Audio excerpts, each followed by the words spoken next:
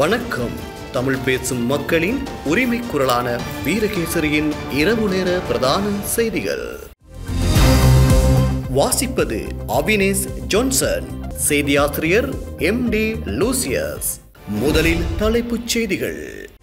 குதிரை படை சூழ வருகை தந்த நரேந்திர மோடி, கொழும்பில் சிறப்பு வரவேற்பு. 9 வகை ரத்தினங்கள் பதித்த பதக்கத்தை மோடிக்கு அணிவித்த அனுர, திருக்குறளை கூறி நன்றி கூறிய மோடி. பாதுகாப்பு உள்ளிட்ட 7 புரிந்துணர்வு ஒப்பந்தங்கள் கைச்சாத்து. முழுமையான தகவல் இதோ. தமிழக மக்களின் கோரிக்கையை இலங்கை நிறைவேற்றும், அனுர முன் தெரிவித்த மோடி. இலங்கை இந்திய பாதுகாப்பு ஒப்பந்தத்தால் ஆபத்தா? அரச தரப்பு விளக்கம்.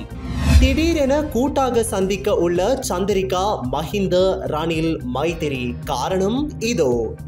அரசாங்கத்துக்கு 59 கோடி ரூபாய் இழப்பு. அதிரடியாக கைப்பற்றப்பட்ட சொகுசு வாகனங்கள். இலங்கையில் பேரதிர்ச்சி சம்பவம். சிறுமியை கூட்டு பாலியல் துஷ்பிரயோகம் செய்த மாணவர்கள். உள்நாட்டு செய்திகள். ஜனாதிபதி அனுரகுமார திசாநாயக்கவின் அழைப்பை ஏற்று அரச விஜயமாக இலங்கைக்கு வருகை தந்திருக்கும் இந்திய பிரதமர் ஸ்ரீ நரேந்திர மோடிக்கு வரவேற்பளிக்கும் உத்தியோகபூர்வ நிகழ்வு ஜனாதிபதி அனுரகுமார திசாநாயக்கவின் தலைமையில் சுதந்திர சதுக்க வளாகத்தில் இன்று முற்பகல் நடைபெற்றது. இலங்கை மற்றும் இந்தியாவிற்கு இடையில் நூற்றாண்டு நட்புறவின் வளமான எதிர்காலத்திற்கான உறுதிப்பாடு என்ற எண்ணக்கருவை உறுதிப்படுத்தும் வகையில் இந்திய பிரதமர் நரேந்திர மோடி இந்த விஜயத்தை மேற்கொள்கிறார். இந்திய பிரதமர் நரேந்திர மோடி குதிரை படையை முன்னிலையாக கொண்டு சுதந்திர சதுக்க வளாகத்திற்கு அழைத்து வரப்பட்டதை தொடர்ந்து ஜனாதிபதி அனுரகுமார திசாநாயக்கவினால் இந்திய பிரதமருக்கு சிறப்பு வரவேற்பு அளிக்கப்பட்டது. அதனை அடுத்து இரு நாடுகளினதும் தேசிய கீதங்கள் இசைக்கப்பட்ட பின்னர் இந்திய பிரதமர் ஸ்ரீ நரேந்திர மோடியை வரவேற்கும் உத்தியோகபூர்வ நிகழ்வு ஆரம்பமானது.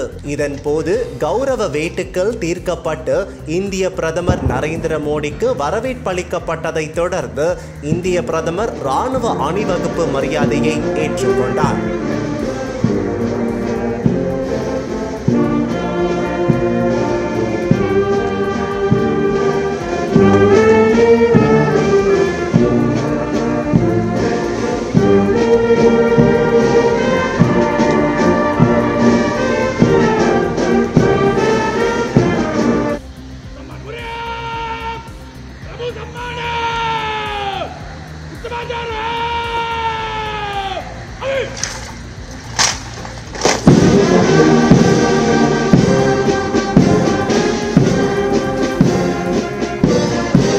இந்திய பிரதமர் ஸ்ரீ நரேந்திர மோடி மற்றும் ஜனாதிபதி அனுரகுமார திசாநாயக்க ஆகியோர் பிரமுகர்களுக்கான கௌரவத்தை ஏற்றுக்கொண்டதை தொடர்ந்து இரு நாட்டு தலைவர்களும் இரு தரப்பு பிரதிநிதிகளை அறிமுகப்படுத்தினர். இதே நேரம் இலங்கைக்கு உத்தியோகபூர்வ விஜயம் மேற்கொண்டு நேற்று இரவு 8:30 மணியளவில் கட்டுநாயக்க விமான நிலையத்தை வந்தடைந்த பிரதமர் நரேந்திர மோடியை வெளி விவகார அமைச்சர் விஜித ஹேரத் தலைமையிலான அமைச்சர்கள் உள்ளிட்ட அரசாங்க அதிகாரிகள் அமோக வரவேற்பளித்தனர்.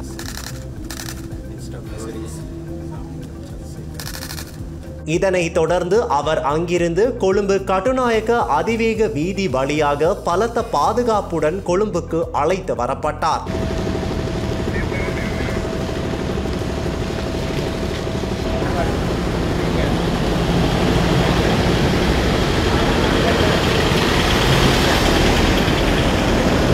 பிம்ஸ்டெக் மாநாட்டில் கலந்து கொள்வதற்காக வியாழக்கிழமை தாய்லாந்துக்கு பயணமாகியிருந்த இந்திய பிரதமர் அந்த பயணத்தை முடித்துக்கொண்டு அங்கிருந்து இலங்கை வந்தார். நாளை ஞாயிற்றுக்கிழமை வரையில் இலங்கையில் தங்கியிருக்கும் இந்திய பிரதமர் பல்வேறு நிகழ்வுகளில் கலந்து கொள்ளவுள்ளார். இதே நேரம் பிரதமர் நரேந்திர மோடியின் வருகையை முன்னிட்டு கொழும்பின் பல வீதிகள் நேற்றிரவு தற்காலிகமாக மூடப்பட்டிருந்தமையால் கடும் வாகன நெரிசல் ஏற்பட்டிருந்தமை குறிப்பிடத்தக்கது. இந்நிலையில் பிரதமர் நரேந்திர மோடி கட்டுநாயக்க விமான நிலையத்திலிருந்து நேற்றிரவு கொழும்பு தாஜ் சமுத்ரா ஹோட்டலை வந்தடைந்த போது கொழும்பில் உள்ள இந்திய சமூகத்தினர் பெரும் வரவேற்பளித்தனர். இது குறித்து தனது உத்தியோகபூர்வ எக்ஸ் தளத்தில் குறிப்பிட்டுள்ள பிரதமர் மோடி, கொழும்பில் உள்ள இந்திய சமூகத்தினர் எனக்கு வழங்கிய ரம்யமான வரவேற்புக்கு மழை கூட தடையாக இருக்கவில்லை. அவர்களது அன்பான அரவணைப்பு மற்றும் உற்சாகத்தினால் நான் மிகுந்த நெகிழ்ச்சி அடைந்தேன். அவர்களுக்கு எனது நன்றி என்று குறிப்பிட்டுள்ளார். இதே போன்று இலங்கைக்கு வருகை தந்துள்ள இந்திய பிரதமருக்கு ராமாயண இலக்கியத்தின் சுந்தர காண்டத்தில் உள்ள சில பகுதிகளை எடுத்துக்காட்டும் ஒரு பொம்மலாட்ட நிகழ்ச்சி நேற்றைய தினம் ஏற்பாடு செய்யப்பட்டிருந்தது. இது தொடர்பில் கருத்து வெளியிட்டுள்ள இந்திய பிரதமர் நரேந்திர மோடி, சுந்தர காண்டத்தின் சில பகுதிகளை எடுத்துக்காட்டும் ஒரு பொம்மலாட்ட நிகழ்ச்சியின் காட்சிகளை கண்டு களித்தேன். இதனை ஏற்பாடு செய்த பொம்மலாட்ட சங்கத்தினருக்கும் அவர்களின் ஆர்வத்திற்கும் வீரியத்திற்கும் எனது பாராட்டுக்கள் என தெரிவித்துள்ளார். இலங்கை இந்திய ராஜதந்திர நட்புறவின் ஒரு வரலாற்று மைல்கல்லாக இந்திய பிரதமர் நரேந்திர மோடிக்கு இலங்கை மித்ர விபூஷண கௌரவ நாமம் வழங்கப்பட்டுள்ளது. இலங்கையின் சார்பில் அரச தலைவர் ஒருவருக்கு வழங்கப்படும் அதியுயர் கௌரவ நாமமான இலங்கை மித்ர விபூஷண இன்று சனிக்கிழமை ஜனாதிபதி அனுரகுமார திசாநாயகவால் பிரதமர் மோடிக்கு வழங்கப்பட்டது. நேற்றிரவு நாட்டை வந்தடைந்த பிரதமர் நரேந்திர மோடிக்கு இன்று காலை கொழும்பு ஏலில் உள்ள சுதந்திர சதுக்கத்தில் பிரம்மாண்ட வரவேற்பு அளிக்கப்பட்டது. அதனைத் தொடர்ந்து ஜனாதிபதி அலுவலகத்தில் இருதரப்பு பேச்சுவார்த்தைகள் மற்றும் புரிந்துணர்வு ஒப்பந்த பரிமாற்றங்கள் நடைபெற்றன. இதன்போது இரு நாட்டு அரச தலைவர்களும் விசேட உரையாற்றிய போதே ஜனாதிபதியால் பிரதமர் மோடிக்கு இந்த கௌரவ நாமம் வழங்கப்பட்டது. 6.5 சென்டிமீட்டர் நீளமுள்ள நாடாவில் நவரத்தினங்கள் பதிக்கப்பட்ட பதக்கத்தை ஜனாதிபதி அனுரகுமார திசாநாயக பிரதமர் மோடிக்கு அணிவித்து இந்த கௌரவ நாமத்தை வழங்கினார். இலங்கையால் தமது நட்பு நாடொன்றின் அரச தலைவருக்கு இவ்வாறு மித்ர விபூஷண கௌரவ நாமம் வழங்கப்படும். தனது விசேட உரையின் போது பிரதமர் மோடி இதற்கு இதயபூர்வமான நன்றியை தெரிவிப்பதாக குறிப்பிட்டிருந்தார். நமஸ்கார், आयुबोवन, वणक्कम। आज राष्ट्रपति दिशा नायक द्वारा श्रीलंका मित्र विभूषण से सम्मानित किया जाना मेरे लिए गौरव की बात है। यह सम्मान केवल मेरा सम्मान नहीं बल्कि यह 140 करोड़ भारतीयों का सम्मान है। यह भारत और श्रीलंका के लोगों के बीच ऐतिहासिक संबंधों और गहरी मित्रता का सम्मान है। इस सम्मान के लिए मैं राष्ट्रपति जी का, श्रीलंका सरकार और यहाँ के लोगों का हृदय से आभार व्यक्त करता हूँ। मुझे महान तमिल संत थिरुवल्लुवर की बात याद आ रही है। उन्होंने कहा था, शेयर करिए याबुल नटपिण आदुपुल वेणेक्करिए याबुल काबुल, अर्थात चुनौतियों और शत्रुओं के विरुद्ध एक सच्चे मित्र और उसकी मित्रता की ढाल से बढ़कर और क्या सुरक्षा हो सकती। ஜனாதிபதி அனுரகுமார திசாநாயகவால் இன்றைய தினம் இலங்கை மித்ர விபூஷன் என்ற விருது எனக்கு வழங்கப்பட்டமை மகத்தான பெருமைக்குரிய விடயமாகும். இந்த உயரிய கௌரவம் எனக்கே மட்டும் உரித்தான ஒன்றல்ல, இந்தியாவின் 1.4 பில்லியன் மக்களுக்கும் கிடைக்க பெற்ற உயர் மரியாதையாகும். அத்துடன் இந்திய இலங்கை மக்களிடையிலான வரலாற்று ரீதியான உறவுகள் மற்றும் ஆழ வேரூன்றி காணப்படும் நட்புறவை இது குறித்து நிற்கின்றது. இந்த கௌரவத்துக்காக இலங்கை ஜனாதிபதி, அரசாங்கம் மற்றும் மக்கள் அனைவருக்கும் எனது இதயபூர்வமான நன்றியை தெரிவித்துக் கொள்கின்றேன் என பிரதமர் மோடி தனது உரையில் மேலும் தெரிவித்திருந்தார். இது தொடர்பில் ஜனாதிபதி அனுரகுமார திசாநாயக்க குறிப்பிடுகையில், අපගේ රජයේ පිහිටවීමෙන් පසු ශ්‍රී ලංකාවට පැමිණෙන පළමු රාජ්‍ය නායකයා ලෙස අතිගරු ඉන්දියානු අග්‍රාමාත්‍ය ශ්‍රී නරේන්ද්‍ර මෝදි මැතිතුමා සහ සම්භාවනීය දූත පිරිස මම උණුසුම් ලෙස පිළිගන්නවා. සම්ප්‍රදායික නොවන දේශපාලන පසුබිමකින් පැමිණ සිය රට දියුණු නව ලෝකයක් කරා ගමන් කිරීමට බාධාවක් පවතින දේශපාලන සංස්කෘතිය සහ අගතීන් වෙනස් කරන බවට ජනතාව සමග ඇති කරගත් සම්මුතියකින් බලයට පැමිණි ගරු ශ්‍රී නරේන්ද්‍ර මෝදි මැතිතුමා විසින් ඉන්දියාවේ සිදු කළ දේශපාලන පරිවර්තනයට සමාන අපේක්ෂාවන්ගෙන් යුතුව බලය අත්පත් කරගත් අප මෙම සිදුවීම් අගය කිරීම ඓතිහාසික all these events. பிரதமர் நரேந்திர மோடி இலங்கைக்கும் அதன் மக்களுக்கும் வழங்கியுள்ள அனைத்து சேவைகளையும் கௌரவிக்கும் வகையில் அவருக்கு இலங்கை மித்ர விபூஷன் கௌரவ நாமத்தை வழங்குவதில் மகிழ்ச்சி அடைகின்றோம். இந்த கௌரவ நாமமானது இரு நாடுகளுக்கும் இடையிலான நட்புறவு மற்றும் ஒத்துழைப்புகளுக்கு மதிப்பளிக்கிறது.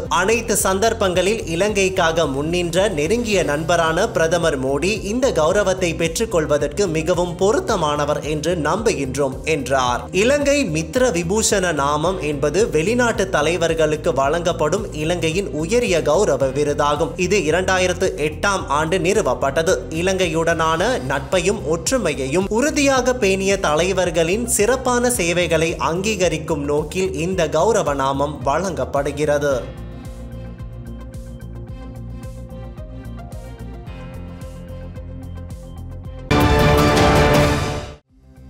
இந்திய பிரதமர் நரேந்திர மோடியின் இலங்கைக்கான உத்தியோகபூர்வ விஜயத்தின் போது இரு நாடுகளுக்கும் இடையில் வலுசக்தி, டிஜிட்டல் மயமாக்கல், பாதுகாப்பு மற்றும் சுகாதாரம் ஆகிய துறை சார்ந்த 7 புரிந்துணர்வு ஒப்பந்தங்கள் கையெழுத்திடப்பட்டன. அத்தோடு சம்பூர் சூரிய மின் உற்பத்தி நிலைய திட்டமும் பிரதமர் மோடியால் திறந்து வைக்கப்பட்டது.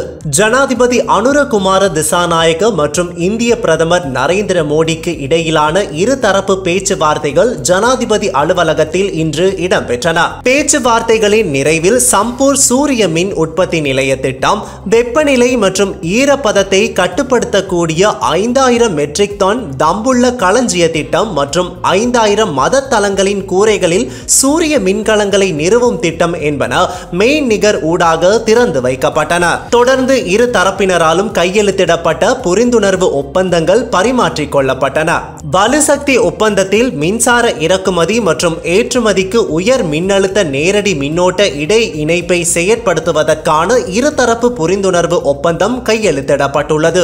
இதேவேளை திருகோணமலையை வலுசக்தி மையமாக மேம்படுத்துவதற்கான கூட்டு ஒத்துழைப்பு ஒப்பந்தம் இந்தியா, இலங்கை மற்றும் ஐக்கிய அரபு அமீரக அரசுகளுக்கிடையில் கையெழுத்திடப்பட்டுள்ளது. டிஜிட்டல் பொருளாதார ஒப்பந்தத்தில் டிஜிட்டல் மாற்றத்திற்கான மக்கள் தொகை அளவில் செயல்படுத்தப்படும் வெற்றிகரமான டிஜிட்டல் தீர்வுகளை பகிர்ந்து கொள்ளும் துறையில் ஒத்துழைப்புக்காக இந்தியாவின் மின்னணுவியல் மற்றும் தகவல் தொழில்நுட்ப அமைச்சிற்கும் இலங்கையின் டிஜிட்டல் பொருளாதார அமைச்சிற்கும் இடையிலான புரிந்துணர்வு ஒப்பந்தம் கையெழுத்திடப்பட்டுள்ளது. පළමු එක ඉන්දියාව සහ ශ්‍රී ලංකා රාජ්‍යය අතර අවබෝධතා ගිවිසුමක්. මේක HVDC ඉන්ටර්කනෙක්ෂන් ආනයන අපනයන බලශක්ති ආනයන අපනයන පිළිබඳව ශ්‍රී ලංකා පාර්ශවයෙන් මහාචාර්ය KTM උදයංග හේමපාල බලශක්ති අමාත්‍යාංශයේ ලේකම්තුමා සහ ඉන්දියානු පාර්ශවයෙන් ශ්‍රී වික්‍රම්. பாதுகாப்பு ஒப்பந்தத்தில் இந்தியா மற்றும் இலங்கைக்கு இடையிலான பாதுகாப்பு ஒத்துழைப்பு குறித்து புரிந்துணர்வு ஒப்பந்தத்தில் இலங்கையின் பாதுகாப்பு செயலாளர் ஓய்வு பெற்ற air vice marshal Sampath Thuyyakontha மற்றும் இந்திய வெளிவிவகார செயலாளர் விக்ரம் மிஸ்ரி ஆகியோர் கையெழுத்திட்டுள்ளனர். ස්තුතියි ඔබතුමන්ලාට නැවත අසුන් ගන්න පුළුවන්. ඉන් පසුව බහු ආංශික ප්‍රධාන සහයෝගය නැගෙනහිර පළාත සඳහා එම ගිවිසුමට ශ්‍රී ලංකාව පාර්ශවයෙන් KMM සිරිවර්ධන මැතිතුමා ආර්ථික සැලසුම් සහ මුදල් සහ ආර්ථික සැලසුම් අමාත්‍යාංශ ලේකම් ඉන්දියානු පාර්ශවයෙන් ශ්‍රී ලංකාවේ ඉන්දියානු මහා කොමසාරිස් ஸ்ரீ சந்தோஷ் ஜா மதித்துமா. கிழக்கு மாகாணத்திற்கான பல்துறை மானிய உதவிக்கான புரிந்துணர்வு ஒப்பந்தத்தில் நிதி, திட்டமிடல் மற்றும் பொருளாதார அபிவிருத்தி அமைச்சின் செயலாளர் KMM ஸ்ரீவர்தன மற்றும் இலங்கைக்கான இந்திய உயர்ஸ்தானிகர் சந்தோஷ் ஜா ஆகியோர் கையெழுத்திட்டுள்ளனர். இந்தியாவின் சுகாதாரம் மற்றும் குடும்ப நல அமைச்சிற்கும் இலங்கையின் சுகாதாரம் மற்றும் ஊடக அமைச்சிற்கும் இடையில் சுகாதாரம் மற்றும் மருத்துவ துறையில் ஒத்துழைப்பு குறித்த புரிந்துணர்வு ஒப்பந்தம் கையெழுத்திடப்பட்டுள்ளது. இந்திய மருந்தியல் ஆணையகம், சுகாதாரம் மற்றும் குடும்ப நல அமைச்சு, இலங்கையின் தேசிய மருந்துகள் ஒழுங்குமுறை ஆணையகம் ஆகியவற்றுக்கு இடையேயான மருந்தியல் ஒத்துழைப்பு குறித்த புரிந்துணர்வு ஒப்பந்தம் கையெழுத்திடப்பட்டுள்ளது. இவ்வொப்பந்தங்களில் இலங்கை சார்பில் சுகாதார அமைச்சின் செயலாளர் அனில் ஜெயசிங்க மற்றும் இலங்கைக்கான இந்திய உயர்ஸ்தானிகர் சந்தோஷ் ஜா ஆகியோர் கையெழுத்திட்டுள்ளனர்.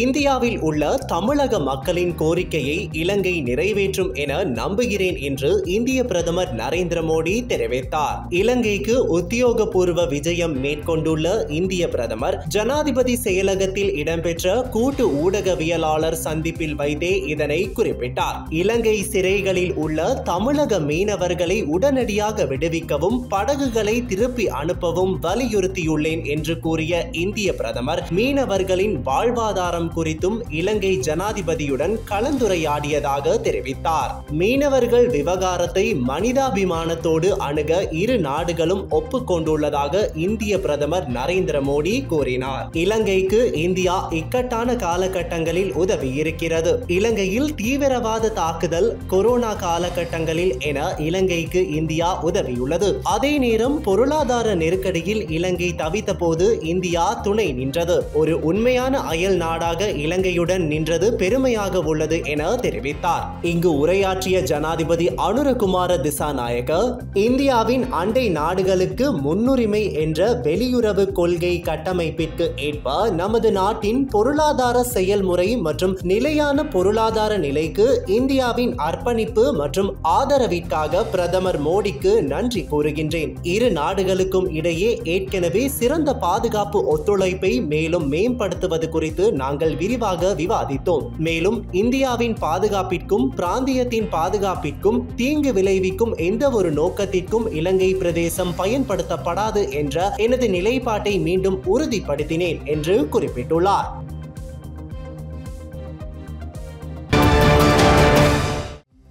இலங்கை இந்தியாவுக்கு இடையிலான புதிய பாதுகாப்பு புரிந்துணர்வு ஒப்பந்தத்தின் கீழ் முன்னெடுக்கப்படுகின்ற நடவடிக்கைகளால் இரு நாடுகளின் இறையாண்மைக்கு பாதிப்பு ஏற்படுத்தாது என்று பாதுகாப்பு செயலாளர் air vice marshal Sampath Thuyyakontha தெரிவித்தார். இலங்கைக்கும் இந்தியாவுக்கும் இடையிலான புதிய பாதுகாப்பு புரிந்துணர்வு ஒப்பந்தம் குறித்து தெளிவுபடுத்துகையிலேயே அவர் இதனை தெரிவித்தார். தொடர்ந்து கருத்து தெரிவித்த அவர், இலங்கை இந்திய பாதுகாப்பு புரிந்துணர்வு ஒப்பந்தம் ஊடாக இலங்கைக்கும் இந்தியாவுக்கும் இடையிலான பாதுகாப்பு துறை சார்ந்த ஒத்துழைப்புகள், இராணுவ மற்றும் கடற்படை கூட்டு பயிற்சிகள், செயலமர்வுகள் போன்ற திட்டங்கள் ஊடாக வலுப்பெற்றுள்ளன. இதனை தவிர வருடத்திற்கு இலங்கை பாதுகாப்பு படைகளின் 750 பேருக்கு சிறப்பு பயிற்சிகளை இந்தியா வழங்குகின்றது. இருதரப்பு பாதுகாப்பு ஒத்துழைப்புகள் ஊடாக பல்வேறு நன்மைகள் இலங்கைக்கு கிடைக்கின்றன. இந்தியாவுடன் மேற்கொள்ளப்படுகின்ற பாதுகாப்பு ஒப்பந்தத்தினால் இரு நாடுகளின் தேசிய கொள்கைகளுக்கோ அல்லது சட்ட கட்டமைப்பிற்கோ எவ்விதமான அழுத்தங்களும் ஏற்படாது. இலங்கை இந்திய புதிய பாதுகாப்பு ஒப்பந்தத்தின் கீழ் முன்னெடுக்கப்படுகின்ற நடவடிக்கைகளின் போது இருதரப்பு தேசிய மற்றும் இராணுவ சட்டங்கள், ஐக்கிய நாடுகள் சபையின் பிரகடனம் என்பவற்றை பாதுகாப்பதில் இரு நாடுகளும் உறுதியுடன் உள்ளன. இந்த புரிந்துணர்வு ஒப்பந்தம் 5 ஆண்டுகளுக்கு அமலில் இருக்கும் என முன்மொழியப்பட்டுள்ளது. சம்பந்தப்பட்ட தரப்பினர் 3 மாதங்களுக்கு முன் அறிவிப்பு மூலம் ஒப்பந்தத்தை முடித்துக் கொள்ளும் உரிமையும் உள்ளது என்றார்.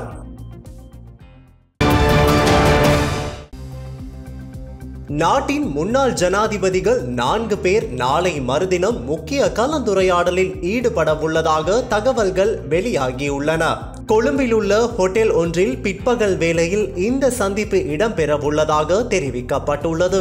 அதற்கமைய முன்னாள் ஜனாதிபதிகளான சந்திரிகா பண்டாரநாயக்க குமாரதுங்க, மஹிந்த ராஜபக்ச, மைத்திரிபால சிறிசேன மற்றும் ரணில் விக்ரமசிங்க ஆகியோர் இந்த சந்திப்பில் ஈடுபட உள்ளனர். இலங்கை மீது அமெரிக்கா விதித்த 44% வரிகள் மற்றும் அதற்கு பதிலளிக்கும் நடவடிக்கைகள் குறித்து இதன்போது விவாதிக்கப்பட உள்ளதாக தெரிவிக்கப்படுகிறது.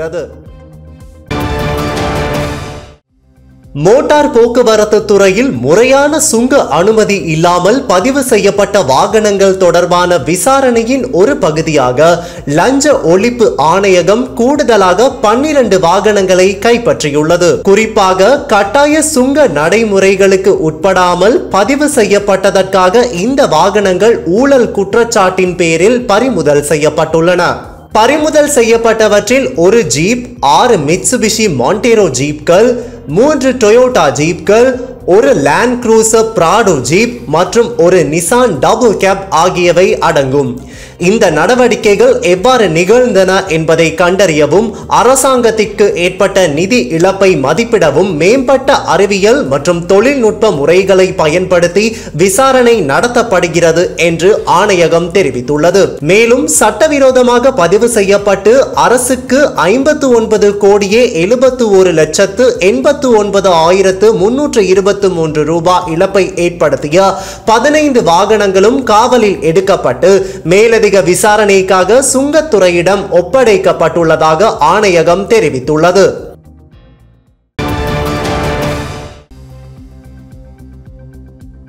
15 வயது சிறுமியை கூட்டு பாலியல் துஷ்பிரயோகம் செய்ததாக கூறப்படும் வழக்கில் சிறுமியின் காதலன் என்று கூறப்படும் பாடசாலை மாணவன் உட்பட 5 பாடசாலை மாணவர்களை ஹோமாகம போலீசார் கைது செய்துள்ளனர். பாலியல் துஷ்பிரயோகத்துக்கு ஆளான சிறுமியின் பெற்றோர் வழங்கிய முறைப்பாட்டுக்கு அமைய போலீசார் சந்தேக நபர்களை கைது செய்துள்ளனர். கூட்டு பாலியல் துஷ்பிரயோகத்துக்கு ஆளானதாக கூறப்படும் பாடசாலை மாணவி ஹோமாகம ஆதார மருத்துவமனையில் அனுமதிக்கப்பட்டு மருத்துவ பரிசோதனைக்கு உட்படுத்தப்பட்டதாக போலீசார் தெரிவித்துள்ளனர். பாலியல் துஷ்பிரயோகத்துக்கு உள்ளான பாடசாலை மாணவி டியூஷன் வகுப்பில் கலந்து கொள்வதாக கூறி தனது காதலனான மாணவனை சந்திக்க சென்றுள்ளார். அப்போது சிறுமியின் காதலன் தனது நண்பர் ஒருவர் வசித்து வந்த ஹோமாகம பகுதியில் உள்ள ஒரு வீட்டிற்கு சிறுமியை அழைத்து சென்று அங்கு சிறுமியை பாலியல் துஷ்பிரயோகத்துக்கு உட்படுத்தியுள்ளார். மேலதிக விசாரணையில் பாதிக்கப்பட்ட சிறுமி காலை 9 மணி முதல் பிற்பகல் 3 மணி வரையிலான 6 மணி நேரத்திற்குள் வேறு 3 வீடுகளுக்கு அழைத்து செல்லப்பட்டு சந்தேகத்திற்குரிய காதலன் மற்றும் அவரது நண்பர்களால் கடுமையான பாலியல் துஷ்பிரயோகத்திற்கு உட்படுத்தப்பட்டுள்ளதாக போலீசார் தெரிவித்துள்ளனர். கைது செய்யப்பட்டவர்கள் ஹோமாகம பகுதியை சேர்ந்தவர்கள். அதே பகுதியில் உள்ள பாடசாலையில் கல்வி கற்கும் மாணவர்கள் ஆவர். அவர்களில் 5 பேர் 15 முதல் 16 வயதிற்குட்பட்ட பாடசாலை மாணவர்கள். மற்ற இருவர் 17 முதல் 19 வயதுக்குட்பட்டவர்கள் என்று போலீசார் தெரிவித்துள்ளனர். சந்தேக நபர்கள் பாடசாலை மாணவியை ஏற்றி செல்ல பயன்படுத்திய மோட்டார் சைக்கிளும் பறிமுதல் செய்யப்பட்டுள்ளது.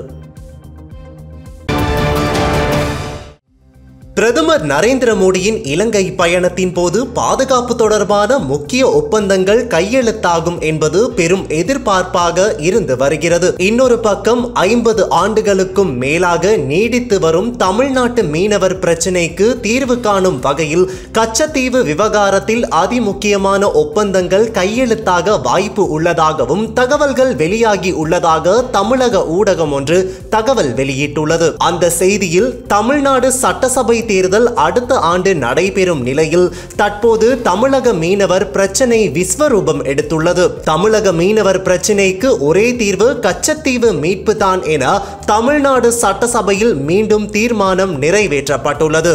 கச்சத்தீவை மத்திய அரசு மீட்க வலியுறுத்தும் இந்த சட்டசபை தீர்மானத்துக்கு அதிமுக பாஜகவும் ஆதரவு அளித்திருக்கின்றன. பிரதமர் நரேந்திர மோடி இலங்கைக்கு செல்லும் நிலையில் தமிழக சட்டசபையில் இலங்கையிடம் இருந்து கச்சத்தீவை மீட்கும் தீர்மானம் நிறைவேற்றப்பட்டுள்ளது. இதனிடையே பிரதமர் மோடியின் இலங்கை பயணத்திலும் கச்சத்தீவு குறித்த பேச்சுவார்த்தை முக்கியமான இடம் பெற்றிருக்கிறது என்கின்றன டெல்லி வட்டாரங்கள்.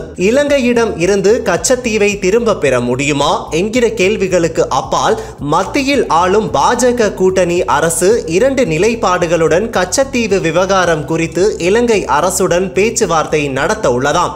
இலங்கைக்கு பெருமளவு கடன் கொடுத்து வரும் நாடுகள் சீனா, இந்தியா ஆகியவை தான். சீனாவோ இலங்கைக்கு கடன் கொடுத்துவிட்டு இலங்கையின் அம்பாந்தோட்டை துறைமுகம், கொழும்பு துறைமுகம் உள்ளிட்ட சில பகுதிகளை நீண்ட கால குத்தகைக்கு எடுத்து தன்னுடைய சுயாட்சி பகுதியாக நிர்வகித்து வருகிறது. ஆனால் இந்தியாவோ தொடர்ந்து பல்வேறு கட்டமைப்புக்கான நிதி உதவிகளையே செய்து வருகிறது.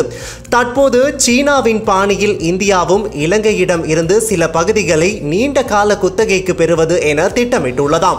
அதில் ஒன்றுதான் கச்சத்தீவு. இலங்கைக்கு கொடுத்துள்ள பல்லாயிரம் கோடி ரூபாய் கடனுக்கு ஈடாக கச்சத்தீவை நீண்ட கால குத்தகைக்கு தர வேண்டும் என இந்தியா தரப்பில் நெருக்கடி தர வாய்ப்புள்ளதாம். இந்தியாவின் பாதுகாப்பு மற்றும் தமிழ்நாட்டு மீனவர் பிரச்சினைக்கு தீர்வு காணும் வகையில் கச்சத்தீவை நீண்ட கால குத்தகையாக கேட்டு பெறுவதில் இந்தியாவுக்கும் சிக்கல் இல்லை, இலங்கைக்கும் சிக்கல் வராது எனவும் கூறப்படுகிறது.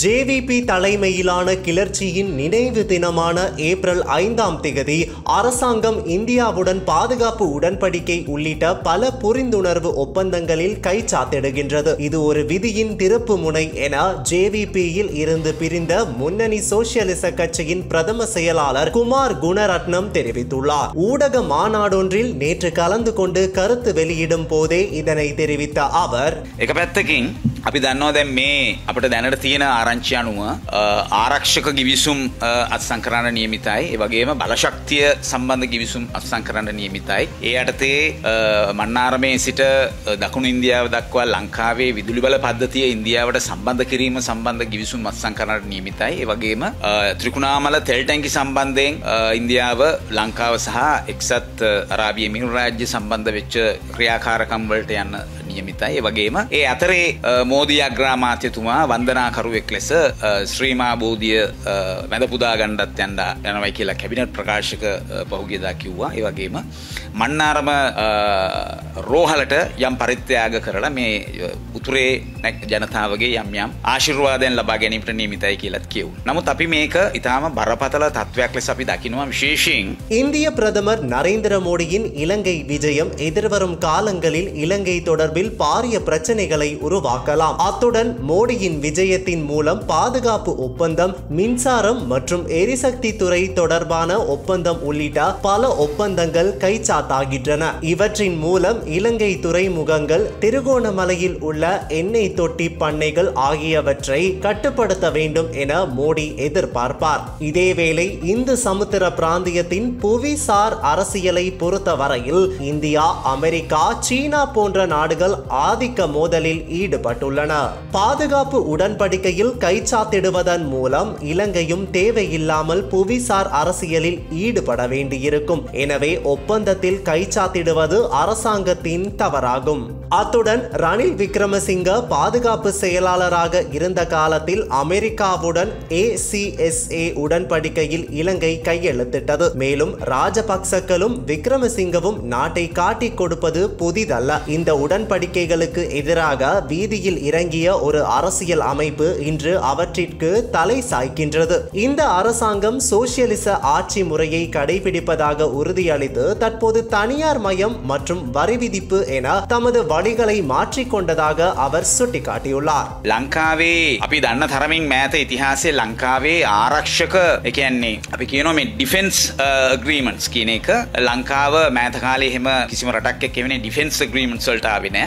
අලුත් දෙයක්. අපි දන්නවා ගෝඨාභය රාජපක්ෂ මහත්මයා ආරක්ෂක ලේකම් වෙලා ඉන්න කාලේ ඔහු අත්සන් කළා මේ ඇක්සා ගිවිසුම ඇමරිකාවත් එක්ක. ඊට පස්සේ ජීවිත කාලයටම දීර්ඝ කරා රනිල් වික්‍රමසිංහගේ වකවානුව නිසා මේ අය ජාත්‍යන්තර අධිරාජ්‍යවාදී බලවතුන්ට ලංකාවේ ස්වෛරීත්වය සහ ලංකාවේ ජනතාවගේ ස්වාධිපත්‍ය පාවා දීමේ ගිවිසුම් වල ඉතිහාසයක් මේ රාජපක්ෂවරුන්ට රනිල් වික්‍රමසිංහලට ඉතිහාසයේ තියෙනවා. ඒ වගේම අපිට මතකයි 1987 වකවානුවේ ජේ.ආර්. ජයවර්ධනට ගාමිණී දිසානායකලා ප්‍රේමදාසලට මේ පාවා දීමේ ඉතිහාසයට නෑකම් තියෙනවා. දැන් මේ අලුත්ම තත්වය තමයි මේ වාමාංශික ප්‍රගතිශීලී හැඩයක් තියෙන ආණ්ඩුවක් බලයට පත් වෙලා තියෙන වෙලාවක එසේයි නාමකරණයට ලක් වෙච්ච වාමාංශික ප්‍රගතිශීලීයි නාමකරණයට ලක් වෙච්ච ඇත්ත වශයෙන්ම ගත්තොත් එහෙම එකක් නෑ. අපිට දැනට මේ ක්‍රියාමාර්ග ගෙන යන විදිහට පේන්න නෑ. නමුත් එවැනි නාමකරණයකට ලක් වෙච්ච පිරිසක් කරා ඔවුන්ම විරුද්ධ වෙච්ච, ඔවුන්ගේම ඉතිහාසයට පසුපස හරවා ඔවුන්ම විරුද්ධ වෙච්ච, ඊට විරුද්ධව දැඩි අරගල කරපු තත්වයක හිටපු ජනතායත්තුන නායකත්වය දෙන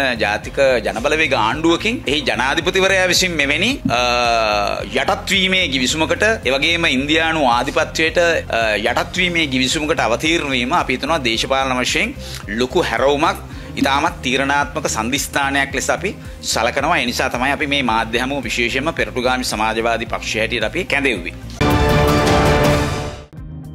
அமெரிக்கா சமீபத்தில் விதித்த பரஸ்பர வரிகள் இலங்கை எதிர்பார்க்காத பெரிய அதிர்ச்சியான விடயம் எனவும் இலங்கை மீண்டிலும் நேரத்தில் இதை தாங்குவது கடினம் எனவும் கைத்தொழில் மற்றும் தொழில் முயற்சியாண்மை அபிவிருத்தி அமைச்சர் சுனில் ஹந்துன்னெத்தி தெரிவித்துள்ளார். මේ මොහොතේ අපි ඉස්සරහට ආවිලා තියෙන අභියෝගයක්. අපේ රටෙන් ඇමරිකාවට යවන භාණ්ඩ වලට 144ක තීරුබදු පැනවීමක් කළා තියෙනවා. අසාමාන්‍ය විදියට. ඒක ඔවුන්ගේ අයිතිය. හැබැයි ඒක නිසා අපිට පසුබාන්න බෑ. අපිට ආපස්සට හැරෙන්න බෑ. මොකද මේක අපිට ෂොක් එකක්. අපි නැගිටින්න පටන් ගන්න වෙලාවෙම ආර්ථිකය ස්ථාවර වෙන්න පටන් ගත්ත වෙලාවෙම ඩොලරය ස්ථාවර වෙන්න පටන් ගත්ත වෙලාවෙම අපිට ඉකොනොමික් ෂොක් එකක් වැදිලා තියෙනවා. දැන් හැබැයි ආපස්සට දුවන්න බෑ. එහෙනම් අපි දැන් කරන්න ඕන මොකක්ද? අපි සාකච්ඡා කරනවා. අපි උන්ට අවශ්‍ය ඉල්ලීම් ඉදිරිපත් කරනවා. இந்த நடவடிக்கை எதிர்பாராதது என்றும் நாட்டின் ஏற்றுமதி அபிலாசைகளுக்கு சேதம் விளைவிப்பதுடன் 44% கட்டண கணக்கீடு நியாயமற்ற நடைமுறை எனவும் குறிப்பிட்டார். இது உண்மையில் ஒரு பெரிய அதிர்ச்சி. இது நாங்கள் எதிர்பார்த்த ஒன்று அல்ல. புதிய வரிகள் ஏற்றுமதியை $3 பில்லியன் அதிகரிக்கும் எமது அரசாங்கத்தின் இலக்கை தடுக்கக்கூடும் என தெரிவித்தார். இரு நாடுகளுக்கும் இடையிலான வர்த்தக பற்றாக்குறையை பாதியாக குறைப்பதை அடிப்படையாக கொண்டதாக இருந்தாலும் இந்த முறை இலங்கைக்கு விகிதாசாரமாக அபராதம் விதிக்கிறது எனவும் குறிப்பிட்டார். அமெரிக்கா எங்களுக்கு இதை செய்வதற்கு எந்த அரசியல் காரணமும் இல்லை. இந்த நேரம் மிகவும் கடினமானது. நாங்கள் இப்போதுதான் நிலை பெற தொடங்கி இருந்தோம். இந்த நேரத்தில் இலங்கைக்கு தாங்குவது கடினமாக இருக்கும் எனவும் சுட்டிக்காட்டியுள்ளார். ஜனாதிபதி டொனால்ட் ட்ரம்பின் வர்த்தக கொள்கைகள் நிலையானதாக இருக்காது. நாட்டின் நுகர்வு முறைகளை கருத்தில் கொண்டு ட்ரம்பின் திட்டம் நீண்ட காலத்திற்கு சாத்தியமற்றதாக இருக்கலாம் எனவும் தெரிவித்தார். அரசாங்கம் சாத்தியமான பொருளாதார தாக்கத்தை மறுபரிசீலனை செய்யும் என்றும் அதற்கு பதிலளிக்கும் விதமாக ராஜதந்திர விருப்பங்களை பரிசீலிக்கும் என்று எதிர்பார்க்கப்படுவதாகவும் குறிப்பிட்டார். வெளிநாட்டு செய்திகள்.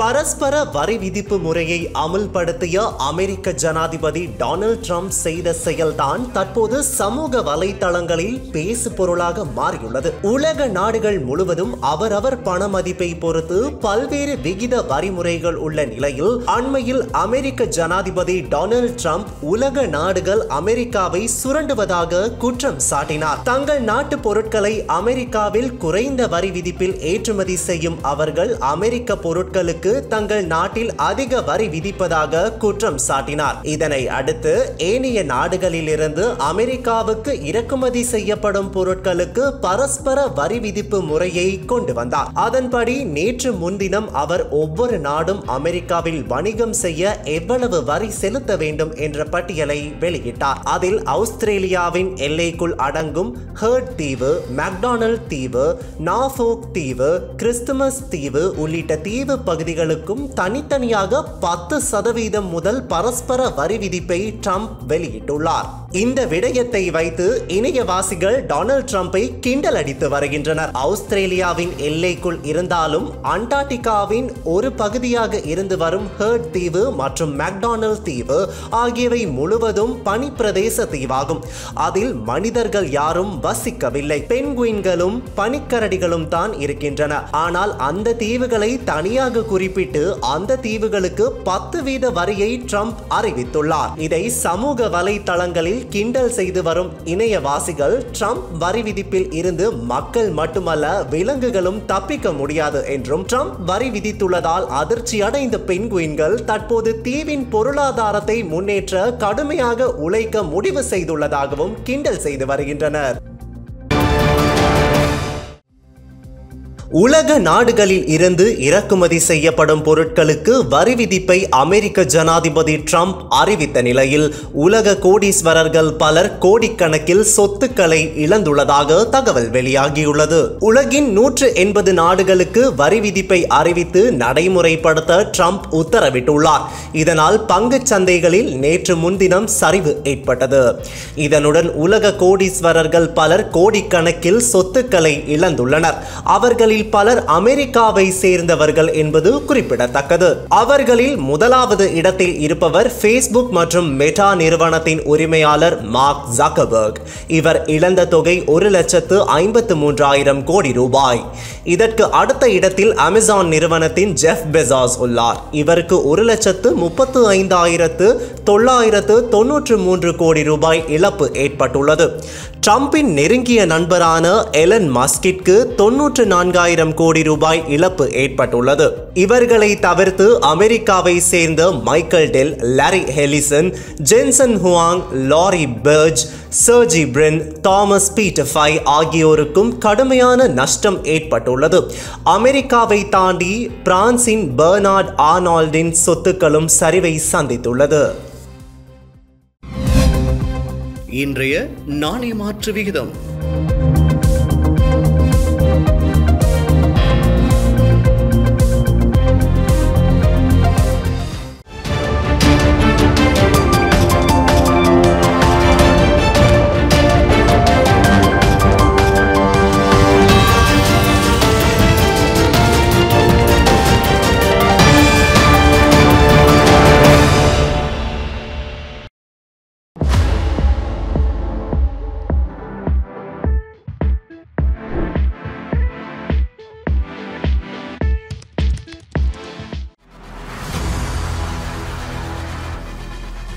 இலங்கையின் முதல் நிலை முதற்தர செய்தி வழங்குனர் வீரகேசரியின் குறும் தகவல் செய்திகளை உடனுக்குடன் தமிழில் பெற்றுக்கொள்ள டயலாக் வலையமைப்பிலிருந்து REG இடைவெளி வீக்கி என்று பதிவிட்டு 87 960 என்ற எண்ணுக்கு குறுஞ்செய்தி ஒன்றை அனுப்புங்கள்.